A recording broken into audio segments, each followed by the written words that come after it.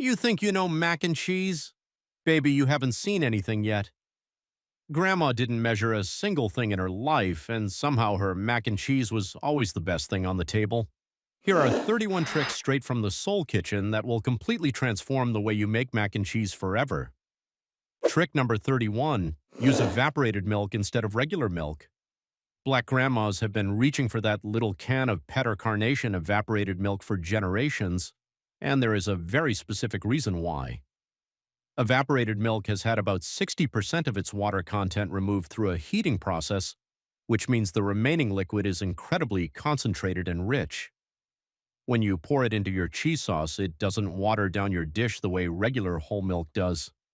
Your sauce stays thick, coats every single elbow macaroni noodle, and bakes into a dense, creamy layer that holds together when you scoop it out. Regular milk can make your mac and cheese loose and soupy after baking, but evaporated milk keeps everything tight. Always go for the full-fat version, never the low-fat one. Trick number 30, layer your cheeses in the pan before adding the custard mixture. Grandma doesn't just dump everything in together. She puts down a layer of cooked pasta, then adds shredded cheese on top of that layer, then more pasta, then more cheese, building it up like a lasagna. What this does is create pockets of melted cheese throughout every bite instead of all the cheese sinking to the bottom or floating to the top. When the custard mixture you pour over it sets in the oven, it locks in those individual layers so you get cheese in the first bite, the middle bite, and the last bite. This technique transforms a flat dish into something that has dimension and depth of flavor all the way through. Trick number 29. Always add a spoonful of sour cream to the egg and milk mixture. This is one of those old church cookbook secrets that black grandmas pass down quietly. Sour cream adds a subtle tang that cuts through the heaviness of all that butter and cheese, which actually makes the dish taste more complex and less one-dimensional. The lactic acid in the sour cream also helps the egg set more gently in the oven so your custard doesn't get rubbery or dry. You're not adding enough to make the mac and cheese taste sour, you're using just enough to make people wonder what that little something extra is. One heaping tablespoon per baking dish is all you need, and stir it into the egg mixture before you pour it over the pasta. Trick number 28, season your pasta water like you're making soup. This is not the same as just salting your water. Black grandmas season that pot of water with garlic powder, onion powder, and a full tablespoon of salt before the pasta ever hits the water. The pasta absorbs that seasoning from the very inside out as it cooks, so you're building flavor into the actual noodle itself rather than trying to season everything from the outside after the fact.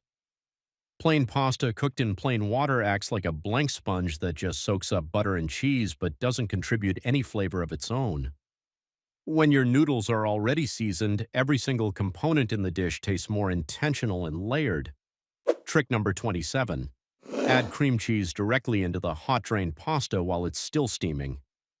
Here is the trick that separates a good baked mac and cheese from one that people talk about on the way home from the cookout. While your drained pasta is still hot, cube up about 4 ounces of room temperature cream cheese and toss it right in. The steam and heat from the pasta will melt that cream cheese into a thick, glossy coating that wraps around every noodle before you even add your shredded cheeses or custard. This creates a rich base layer of creaminess that no amount of butter can replicate because cream cheese has a denser, more luscious texture. It also acts as a binder that keeps your mac and cheese from separating into greasy pools of fat after it sits out at the table for a while. Trick number 26. Use 3 eggs, not 1. Many recipes call for 1 or 2 eggs in the custard mixture, but old-school black grandmas knew that 3 eggs give you the proper set that allows you to slice your mac and cheese clean like a pie rather than serving it with a spoon like a soup. 3 whole eggs create a custard that is firm enough to hold its shape when served at room temperature or lukewarm on a crowded Sunday dinner table, but still soft and creamy when you bite into it. Beat those 3 eggs well before combining them with your milk mixture so that the proteins are fully incorporated and distribute evenly throughout the entire dish as it bakes. Trick number 25. Never use pre-shredded bagged cheese. Grandma always bought the block and shredded it herself, and this is not just nostalgia, it is pure food science. Pre-shredded cheese is coated with cellulose powder and starch to keep the shreds from clumping together in the bag. That anti-caking coating also prevents the cheese from melting smoothly, which is why store-bought shredded cheese sometimes leaves your mac and cheese with a slightly grainy or gritty texture. When you shred your own block of cheese, you get clean, pure cheese with no coating, and it melts down into a silky smooth sauce that flows into every corner of the dish. Sharp cheddar, mild cheddar, and Colby Jack are the classic block cheeses to grab. Trick number 24. Melt a full stick of butter into the hot pasta before anything else. Not margarine, real butter, a full stick. Grandma knew that butter is the first layer of fat that coats every piece of pasta and creates a protective barrier that keeps the noodles from sticking together as the dish bakes. It also means that every subsequent layer of cheese and custard slides over noodles that are already rich and slick, so nothing clumps or dries out. The fat from the butter also carries flavor, meaning every bite has that deep rounded richness that makes people close their eyes when they eat it. Add the butter while the pasta is hot enough to melt it completely and toss until every noodle shines. Trick number 23. Add a pinch of dry mustard powder to your cheese sauce. This sounds strange, and even skeptics who try it can never figure out what that subtle warmth in the background is, which is exactly the point. Dry mustard powder does not make your mac and cheese taste like mustard. What it does is enhance and sharpen the sharpness of your cheddar cheese, because mustard and cheddar share a chemical compound called allyl isothiocyanate that amplifies the cheesy flavor. It makes your cheese taste more intensely like cheese, without you having to use twice as much of it. A quarter teaspoon per large baking dish is enough to do the job without anyone being able to identify it. Trick number 22. Use Velveeta as one of your cheeses. Now, before anybody gets offended, hear this out, because Black grandmas have known this secret for decades while food snobs were busy being wrong. Velveeta contains sodium citrate, which is actually the same compound that professional chefs use to make smooth professional cheese sauces that never break or separate. When you add just half a block of Velveeta alongside your sharp cheddar and Colby Jack, the sodium citrate works as an emulsifier that keeps all your other cheeses melted and creamy throughout the entire cooking and baking process. Your mac and cheese will have that glossy, professional smoothness that people always comment on, and it will never be grainy or oily. Cut it into cubes and layer it in with your other cheeses. Trick number 21. Bake your mac and cheese uncovered for the last 10 minutes to get a golden crust on top. Most people cover their mac and cheese with foil the entire time it bakes and then wonder why the top is pale and sad looking. Black grandmas always pulled that foil off for the final stretch and let the oven do its work. The dry oven heat evaporates the surface moisture and begins to caramelize the top layer of cheese, creating a slightly firm, golden, slightly crispy top that gives way to the creamy interior underneath. That textural contrast is what makes Grandma's mac and cheese visually irresistible and texturally exciting from the very first serving scoop. Bake covered at 350 degrees for 35 minutes, then remove the foil and give it 10 more minutes, uncovered. Trick number 20. Add a small can of condensed cheddar soup for extra depth. Campbell's condensed cheddar cheese soup has been sitting in Black Grandma's pantry since the 1970s, and she puts it to work in her mac and cheese as a flavor amplifier. Because the soup is already seasoned and concentrated, adding half a can to your milk and egg mixture gives your dish an extra layer of savory, umami-rich cheesiness that regular cheese alone cannot achieve. Think of it as a cheat code for flavor depth. It dissolves completely into the mixture so no one will ever know it's there, but they will absolutely taste the difference and demand the recipe. Trick number 19. Cook your macaroni slightly under al dente. Grandma always pulled her pasta out of the boiling water about 2 minutes early because she understood that the pasta continues cooking inside the oven once you add the custard mixture and apply heat. If you fully cook your pasta before it goes into the oven, it will be overcooked, mushy, and unable to hold its shape or absorb any more flavor by the time it finishes baking. Slightly undercooked pasta goes into the dish firm and then absorbs the custard and cheese flavors as it finishes cooking in the oven, giving you noodles that are perfectly tender all the way through while still having a little integrity when you bite them. Trick number 18. Put a thin layer of plain yellow mustard on the bottom of your baking dish before adding the pasta. This is a lesser-known trick that Black grandmas in the South and the Midwest have used quietly for a long time. That thin smear of yellow mustard on the bottom of the dish does two things. First, it adds a barely detectable tanginess to the bottom layer of mac and cheese that creates complexity without being identifiable as mustard flavor. Second, the vinegar in the mustard helps prevent sticking so your mac and cheese lifts cleanly from the pan without leaving a crusty, burned layer stuck to the bottom. Just a thin layer, never enough to make puddles. Trick number 17. Add sautéed onions to the pasta before assembling the dish. Black grandma would never put raw onions in her mac and cheese because raw onions stay crunchy and sharp even through baking, but sautéed onions that have been cooked low and slow in butter until they're soft and golden add a natural sweetness and savory depth that makes the dish taste more complex and homemade. Dice half a yellow onion finely and cook it in a tablespoon of butter over medium-low heat for about 15 minutes until it becomes translucent and sweet. Toss it into your pasta before layering. Nobody will identify it as onion, they'll just know the mac and cheese is special. Trick number 16. Use both sharp and mild cheddar together. Sharp cheddar gives you that bold, tangy cheese flavor, but too much of it alone can make your mac and cheese taste aggressive and overpowering. Mild cheddar is creamy and smooth, but can taste a little flat by itself. Black grandmas figured out long ago that using equal parts of both gives you the best of both worlds, where you have the complexity and punch of sharp cheddar balanced by the mellowness and creaminess of mild cheddar. The two cheeses melt together into a sauce that is bold but approachable, exactly the way mac and cheese at a cookout should be. Trick number 15. Add a pinch of smoked paprika to your seasoning blend. This is not about heat, this is about smokiness. Black grandmas have always cooked with smoked flavors because smoke is a fundamental part of the African American culinary tradition, from smoked meats to smoked seasonings. A quarter teaspoon of smoked paprika added to your egg and milk mixture gives the entire dish a subtle wood-smoked background note that makes the cheese flavors taste richer and more complex. It also gives the top of your mac and cheese a beautiful reddish golden color when it comes out of the oven that makes it look like it came from a professional kitchen. Trick number 14.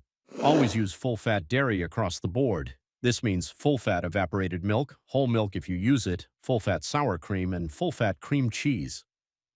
Black grandmas did not cook with low-fat substitutes because fat is flavor and fat is texture. In mac and cheese specifically, the fat from dairy ingredients keeps the sauce emulsified and creamy throughout the baking process and prevents the dish from drying out or becoming grainy.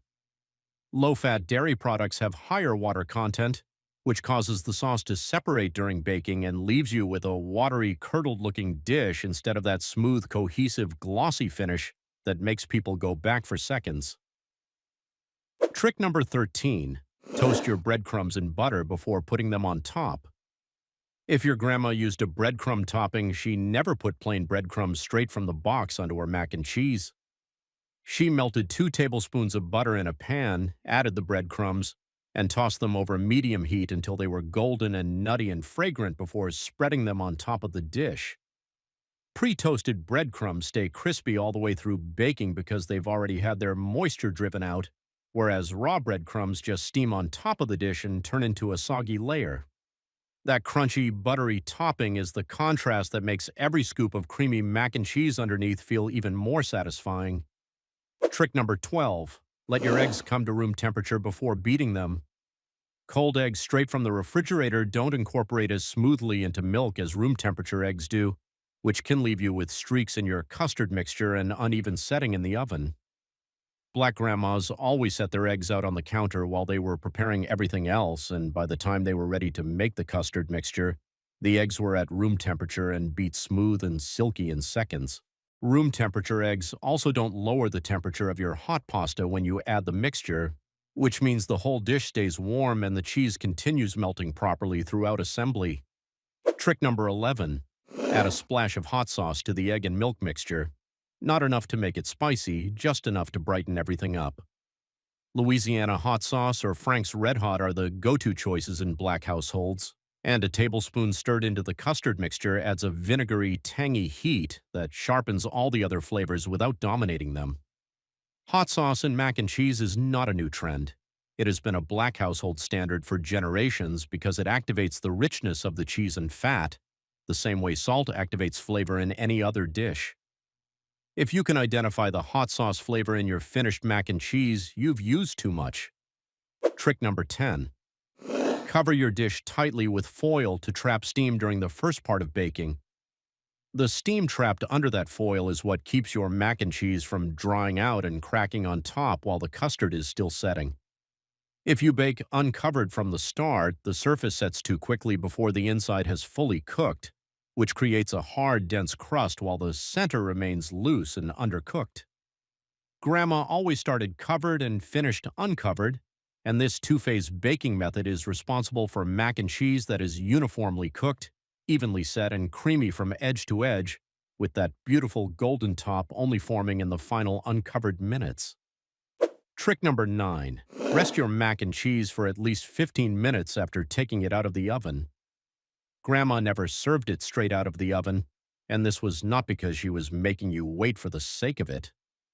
When mac and cheese comes out of the oven, the custard is still in a semi-liquid, excited state. If you cut into it immediately, it will ooze and fall apart.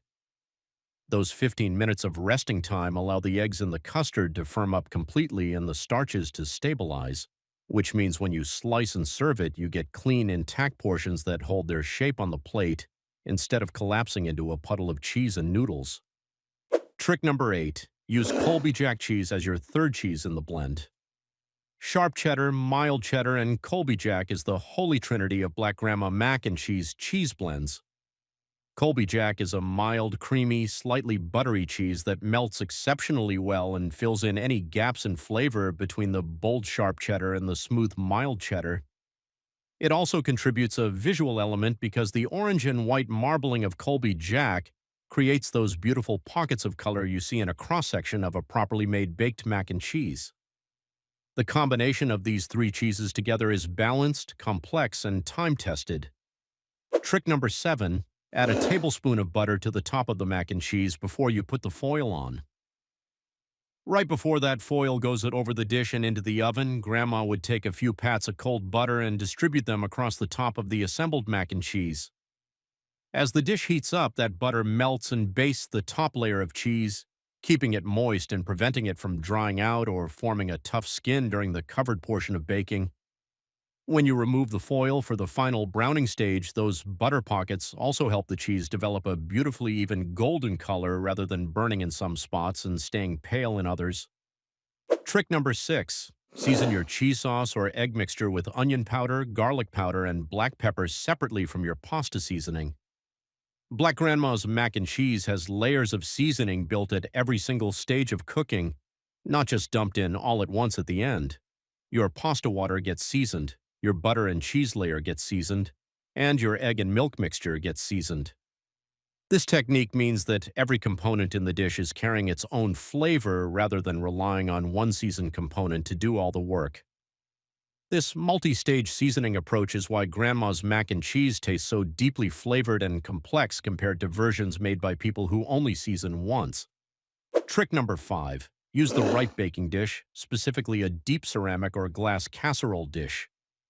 Thin metal pans heat too quickly and unevenly, which causes the edges and bottom to cook much faster than the center and often burns the bottom layer before the middle is fully set. Black Grandmas always use their deep ceramic or Pyrex glass casserole dishes because these materials heat up slowly and distribute heat gently and evenly throughout the entire dish. A deeper dish also allows you to create more layers of pasta and cheese, which means more of that layered, sliceable texture that is the hallmark of truly great baked mac and cheese. Grease your dish thoroughly with butter before adding anything. Trick number 4. Shred your cheese fresh and then let it come to room temperature before using it. Just like your eggs, cold cheese does not melt as smoothly as cheese that has been sitting out for 30 minutes. Cold cheese goes into the dish as a stiff, compact shred that takes longer to melt and can create an uneven texture where some shreds melt completely and others stay semi-solid. Room temperature freshly shredded cheese melts almost instantly when it contacts hot pasta, creating a smooth, consistent layer throughout the dish. This is especially important for the layers you build directly onto hot pasta before adding the custard mixture, because those layers need to start melting immediately on contact. Trick number 3. Add your egg and milk mixture while the pasta is still hot, not after it has cooled down. Many people drain their pasta and then wait until it cools to room temperature before assembling their dish out of fear that hot pasta will scramble the eggs.